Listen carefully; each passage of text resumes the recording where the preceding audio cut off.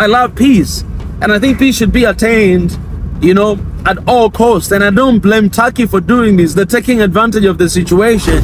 But what I blame African Union. I blame us Africans. I blame us that we are able to solve these issues on our own. We cannot continue to be dependent to them with everything. Comes to peace, we want to be dependent to them. When it comes to money, we want to be dependent to them. When it comes to education, we want to be dependent to them. When it comes to aid, we want to be dependent to them. We seems not to be independent for anything.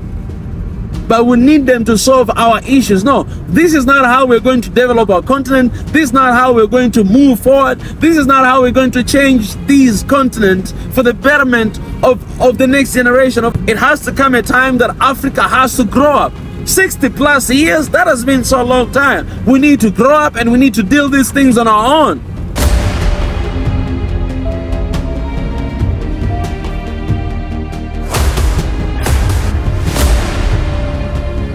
This is the journey to one Africa. Everybody, this is Mika and welcome back to Swahili Nation One Africa. As you can see, guys, I'm on my way traveling somewhere on the road, but you know, we're gonna still doing the work we're supposed to do because there's so many updates every single moment, and it's very important to stay connected and to know what is happening. So if you're joining me right now, do not hesitate to like this video, subscribe, follow me on my social media, Mika Chavala, Swahili Nation. And if you'd like to support, all the links are in the description. Please go there. You'll find Patreon, PayPal, membership, super chat, super sticker, super thanks, all of that. All of those links you can actually use to support the work we're doing right here. All right, so there's an update here that it has been updated for 6 hours ago.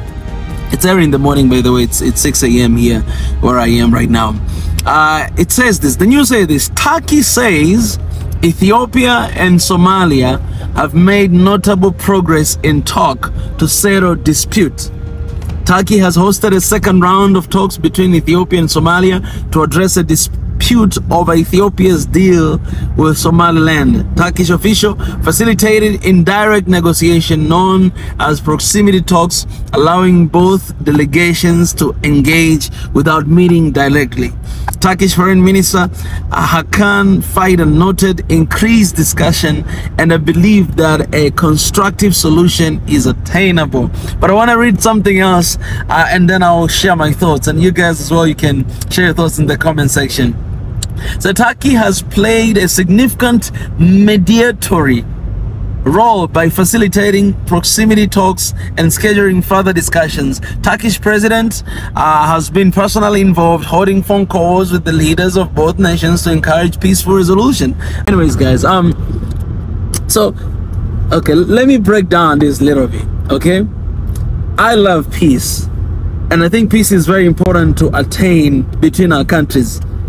And I believe in the ways of dialogues that our people, our countries, our leaders should settle things. And I remember I've said a lot about this issue between Somalia and Ethiopia. For those who do not know, Somalia made a deal with Somaliland to get an access for the sea, because they want a sea. When you look at Ethiopia, you could clearly see that it's landlocked country, and it was purposefully locked so that they may not access the sea, right? And I came here and I said every single country in the world deserves to have an access to the sea, even those landlocked countries. I think there's a need for them to make a deal, you know, with some of the countries that have access to the sea. For example, when you look at Tanzania, we have a huge access to the sea, and we use our port for other countries like Rwanda, Burundi, you know, Congo, and other countries who are, those landlocked countries. But the thing is, this situation is kind of complex in both sides, because Somaliland, people who are living in Somaliland, they recognize themselves as a sovereign state because they have their own president, they have their own currency, they have their own parliament, they have their own flag, they have everything their own. But international, United Nations, they don't recognize Somaliland as a sovereign country. They recognize it as part of Somalia. And people from Somalia, Somalis people who are living in Somalia, they also do not recognize Somaliland as a sovereign country. They recognize it as a part of Somalia. So you see where everything is mixed up. So when Ethiopia made a deal with Somaliland, it's because for them, they saw them as a sovereign state, but Somalia saw it as a threat. That how can you make a deal with a region in Somalia and not make a deal with us? Ethiopia did that because there were no deal made by Somalia, but you know, they come to a conclusion with Somaliland. So you can see the confusion and where it comes from. I'm just giving you a little bit of a recap for those who do not know what has actually happened. But also you can go back to Swahili Nation, you can find the videos that we wrote. I mean, we made a lot of videos about that situation. So now my problem is this, that now Turkey is the hero. Turkey is the hero because Turkey is holding a talks between Ethiopia and Somalia for peace resolution. And this is the thing here. I didn't read one more thing, but let me read for you. Hakan Fidan proposed that Ethiopia could gain sea access through Somalia territory in exchange for recognizing Somalia's sovereignty and territorial integrity. This solution aimed to balance Ethiopia's strategy need for a maritime base without compromising Somalia territorial rights, addressing the primary issue in the dispute more equitable. So right now, Turkey is the hero. Is the hero because these two brothers, Somalia and Ethiopia, African brothers, they cannot come to an agreement. Therefore, someone else who is non-African, someone else who has interest in Somalia, because we know there's a lot of deals that have been cut between Turkey and Somalia. One of the deals is that Turkey actually have an access to maritime in Somalia. Actually, right now, as we speak, they are already there in Somalia. So right now, Turkey is the hero because two brothers who are arguing among each other, they do not understand each other, they don't come to a conclusion or agreeing on certain things. Somebody else has to come between and to bring about solution between them. That's the problem I have, because in Africa we have African Union. In Africa we have so many organizations. Apart from that, even Ethiopia and Somalia, they're two sovereign countries. They can actually sit down, hold talks and talk and come and bring about solution. But that's not happening. We need somebody else outside of Africa bring peace to us. And he is the hero now. That's how the world is going to see them. They're still holding talks. They're still talking, and they said there's a possibility to have peace. Why? Because two brothers, Somalia and Ethiopia, they cannot listen to each other, but they need somebody else, Turkey, away from the continent to hold a talk between them for both of them to listen to each other. And this is what is happening in Africa, guys. Not only in Somalia and Ethiopia, but so many countries in Africa. We see our countries holding talks between one country and another country. All the time we don't reach to a conclusion, but we need somebody else. We need United States, we need France, we need European Union, we need whatever, you know, China, we need Russia to hold talks between us for us to agree, for us to come to a conclusion, for us to bring about peace to our countries. I've shared a news the other day how opposed I am to Nigeria, to some countries in the western side of Africa holding Russian flag, you know, in solidarity with Russia, you know, trying to send their message to their government by holding non-African flag in their own nation, which does not show our patriotism, does not show where our loyalty lies, right? We're doing it by holding somebody else's flag in our own sovereign country. And we don't see the problem. The problem is that we promote different countries in our country. That, okay, that might not be an issue, because I've seen some people commenting that, you know, this is just such a wrong analysis. I've seen that and I understand that. But the thing is this, that not holding your own country flag in your own country and holding somebody else's flag, you're definitely proclaim that, you know, I would rather have Russian in my own country than my own country. Is us valuing other people than ourselves. And it might sound good, but it's not really good, because first and foremost, you need to love yourself, and therefore you can love others the same way you love yourself. But if you cannot love yourself, then we're being very hypocritical, showing love towards others, solidarity toward others, patriotism toward other countries, and we don't love ourselves.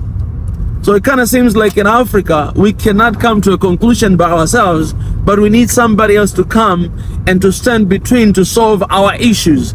Africans' problems, African solutions to Africans' problem with African money. That is the thing that we always talk about here at SNOA, that we need to solve our own issues with our own money, with our own resources, with our own leaders, with our own people. But it seems like we cannot agree on one another. The same thing is happening between Rwanda and Congo, right? You need to hear France coming between and say, you guys stop this, or United States, you guys stop this. But for us, why can we not sit down and figure out the solution? We're one people, we're one Africa. We should be able to talk to one another and find out the middle ground between our countries, so that we may develop our country and our people may be safe. That's what we need to do. But only in Africa, we need somebody else to solve our issues. This reminds me of family. Like, you know, if you're a dad, your mom, you have two kids and they're always fighting. I remember when I was fighting with my brother, and then my mom has to come between, maybe to slap the heck out of us, you know, or to yell at us that, why are you guys fighting? You're brothers and whatever. And this is what exactly is happening in Africa. So I love peace, and I think peace should be attained, you know, at all costs. And I don't blame Turkey for doing this. They're taking advantage of the situation. But what I blame African Union. I blame us Africans. I blame us that we are able to solve these issues on our own. We cannot continue to be dependent to them with everything.